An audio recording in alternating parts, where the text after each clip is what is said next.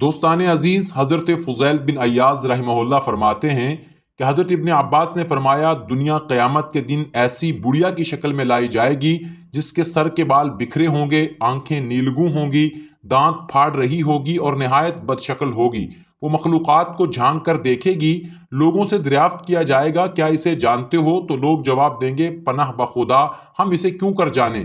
تو انہیں بتایا جائے گا، یہ وہ دنیا ہے جس کی خاطر تم باہم جھگڑتے تھے، رشتوں کو توڑتے تھے اور آپس میں بغض و نفرت رکھتے تھے، دھوکے میں رہتے تھے۔ پھر اس دنیا کو جہنم میں ڈال دیا جائے گا تو وہ پکارے گی کہ اے اللہ، میرے ماننے والے، چاہنے والے، میرے چیلے کہاں ہیں؟ تو اللہ عز و جل حکم دیں گے کہ اس کے مریدوں اور چیلوں کو بھی اس کے ساتھ ملا دیا جائے۔